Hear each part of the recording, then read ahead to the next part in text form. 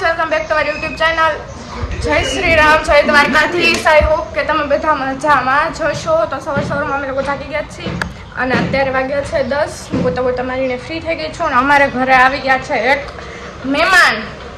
Dipuben, hello guys, કેમ છો? તો એ લોકો વાપીથી સવારમાં આવી ગયા છે અને આજે અમે લોકો જઈએ છીએ એક શૂટ માટે. શેનું શૂટ છે તમે લોકો બ્લોગમાં જોડાયેલા રહ્યો. હમણાં બેબો મારી ઘરે આવે છે, પછી અમે લોકો થોડીક વસ્તુને લેવા માટે બહાર જાય છે. ત્યાં સુધી તમે લોકો બ્લોગમાં જોડાયેલા રહ્યો.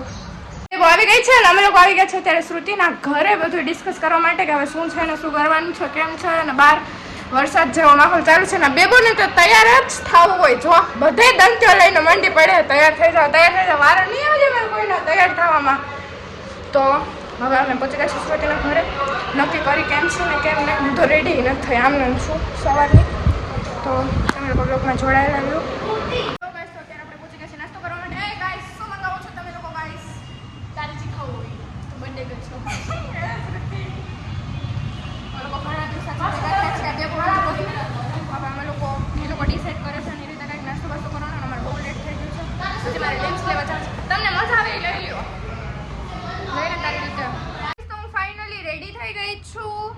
અને આ છે મારો લુક અને श्रुति बेबो. हे गर्ल्स, हेलो। तो मेरे को तो शूट करना ही नहीं है, तो भी मैं इतने ज्यादा रेडी हो गई हूँ. मैंने पहना है नाइट ड्रेस के ऊपर मेकअप करा है. मेकअप ये लड़की नाइट ड्रेस के ऊपर भी मेकअप करती है. और ये श्रुति का पूरा लुक है, ये मेरा है और मैं हूँ बेबो. हाँ ये है बेबो, बेबो क्वीन ऑफिशियल. पीछे क्या है बेबो? 92 नंबर भाई. હેલો ગાઈસ, તો ફાઇનલી આજે થઈ ગયા છે ડે 2. વરસાદ જેવું વાતાવરણ છે. કાલે અમુક કારણોસર શૂટ કાંઈ થયું નહોતું, કેમ કે થોડી ઘણી લપ જેવું હતું અમારે લોકોને. એટલે અમારે લોકોને અંદર નહીં, પણ આમ થોડું ઘણું આમ પ્રોબ્લેમ્સ જેવું હતું, કેમ કે અત્યારે વરસાદમાં બધે વરસાદ જ છે. વરસાદમાં તો વરસાદ જ હોય ને, પણ કન્ટિન્યુ કાલ ચાલુ જ હતું. લોકેશનને બધું કમ્પ્લીટ હતું. પછી લાસ્ટમાં મારે લેટ થતું હતું એટલે પછી કાંઈ શૂટ કર્યું નહીં. તમે લોકોએ જોયું હશે કે અમે લોકો રેડી જ હતા. તો હવે અત્યારે આજે કરવાની છું શૂટ. અને આઉટફિટ મેં ચેન્જ કરી નાખ્યા છે. આજે હું એ આઉટફિટ નહીં પહેરું, આજે હું બીજા આઉટફિટ પહેરવાનું છું. બહુ ગારો જ કંઈક પડી જઈશ. અને હવે અમે લોકો જાય છીએ સલૂને. હું જાઉં છું ન્યૂ વેવે હેરસ્ટાઈલ નહીં કરાવવા. હવે જોઈએ લોકો મને કેવી રીતના કરી દે છે, એટલે શું શૂટ થાય છે એ ઉપર. તો તમે લોકો બ્લોગમાં બી કન્ટિન્યુ જોડેલા રહેજો.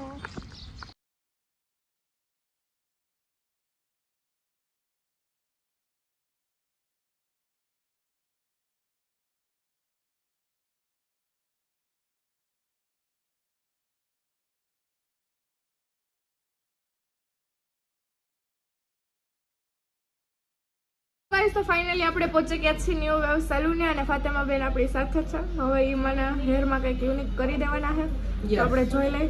તમને લોકોને ખબર જ છે કે ડ્રાય થઈ ગયેલા હેર છે તારા જાનવી. આઈ એમ સો સોરી વચ્ચેથી કાપ્યું છે, પણ ડ્રાય થઈ ગયેલા હેર છે એને આપણે સરસ મજાના સ્ટાઇલમાં કરશું અને જાનવીનો નવો લુક રેડી કરશું. Ton ton. તો ગાઈસ ફાઇનલી બે મોબાઈલ તો ફાઇનલી અમે લોકો શૂટના લોકેશન ઉપર જ આવી ગયા છીએ. આજે ફાઇનલી મારા બર્થડેનો શૂટ થવાનો છે. કામ મમ્મી શું કહેવું તમારે? બહુ મસ્ત થવાનું. આને કઈ રસ જ નથી. નીંદર આવે છે. મજા આવતી. આ જાગરણ ને મને નીંદર આવે છે. એને જાગરણને હું લેવા દેવાય છે. એના ફોટોશૂટ ની આરે હું એક પૈના કરી લઉં ફોટોશૂટ. મેં પરવાર કરી લીધું.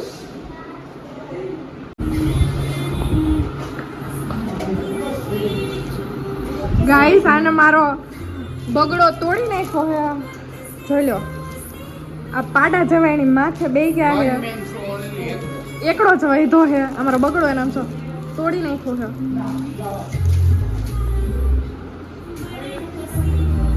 ખુલાવો,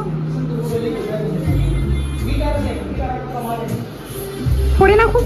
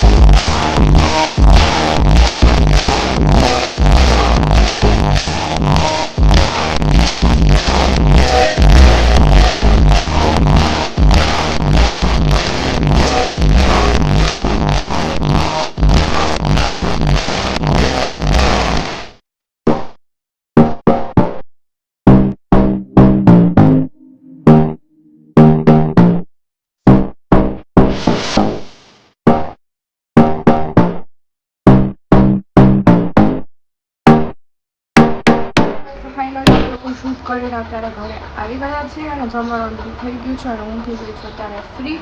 યસ ગયા છે બારે, તો અત્યારે મને થયું કે બ્લોગનો એન્ડ કરી નાખું. શૂટમાં આ વખતે બહુ ઝાઝી પ્રોબ્લેમ્સ આવી છે. તમે લોકોએ જોયું હશે કે મારું શૂટનું, મારા બર્થડેના શૂટનું ને બધું મારે કરવાનું હતું અને મારા બધા આઉટફિટ હતા ઓટોમાંથી મેં બધા આઉટફિટ લીધા હતા. અને પૂછું શું કહેતી તે અમે ત્રીજી વખત શૂટનું શેડ્યુલ આખું નક્કી કર્યું હતું ને ત્રીજી વખત આખું આવી રીતના મારા બખેડાઈને વહી ગયું હતું. અને મેં હેર કર્લ્સ કરાવ્યા હતા, પણ વરસાદમાં હું ખાલી સલૂનેથી નીચે ઉતરીને ત્યાં મારા હેરે થોડાક આમ બગડેલા જેવા વિખાઈ ગયા હતા સાવ. અને કાંઈ એટલું બધું આમ પરફેક્શન જેવું નહોતું, કેમ કે વરસાદ જ એટલો હતો, બહુ ઝાઝો વરસાદ હતો. હું લેકવી સ્પેશિયલ શૂટ કરવા માટે જવાની હતી, બધું યસે નક્કી કરીને રાખ્યું હતું, પણ સિચ્યુએશન્સ જ એવી થઈ ગઈ હતી કે કાંઈ પોસિબલ જ નહોતું એક જ જગ્યાએ શૂટ કરવાનું. અને બધી જગ્યાએ એટલો વરસાદ હતો કે આઉટડોર શૂટ તો છે ને સાવ પોસિબલ જ થાય એમ નહોતું. તો મેં ઇન્ડોર શૂટનું અહીંયા નક્કી કર્યું હતું, પણ વરસાદ જ એટલો હતો ને યસે પાછું લેટે કરી નાખ્યું હતું થોડું, કેમ કે સલૂને અહીંયા જ મારે 1.5 થી 2 કલાક થઈ ગઈ. પછી હું આઉટફિટ લઈને નહોતી ગઈ, એટલે હું ઘરે પાછી આઉટફિટ સ્ટાઇલ લેવા આવી. અને ઘરે આવીને પછી હું થોડી ઘણી રેડી થઈ, તો મેં મેકઅપ તો સાવ કર્યો જ નહોતો, ખાલી મેં લિપસ્ટિક એક જ કરી હતી.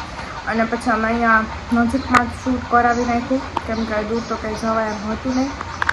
પછી જેવું તો નહીં, એમ તો સરસ થઈ ગયું છે. હું ફોટોસ મેં બધું ઇન્સ્ટામાં પોસ્ટ કરીશ. હમણાં ઇન્સ્ટામાં થોડાક દિવસથી એક્ટિવ નથી, કેમ કે હું મારો શેડ્યુલ થોડોક બીઝી ચાલે છે હમણાં. અમારી શૂટમાં એમાંથી થોડાક દિવસથી અને બે બોનસ રૂટીને એ લોકોએ મને ઘણી હેલ્પ કરી કે રેડી થવામાં અને બધી રીતે, પણ પછી એ લોકોને મેં તે દિવસે હેરાન નહોતા કર્યા, કેમ કે વરસાદ જ એટલો હતો અને બેબોને પછી 10th છે, એટલે પછી હું ને યસ જ શૂટ કરી આવ્યા હતા. કેમ કે આખા દિવસમાં જેટલું શૂટનું નક્કી કર્યું હતું ને એ એક જ જગ્યાએ શૂટ કરવું પછી પોસિબલ હતું જ નહીં, કેમ કે આખો દિવસ ફૂલ વરસાદ જ આવતો હતો.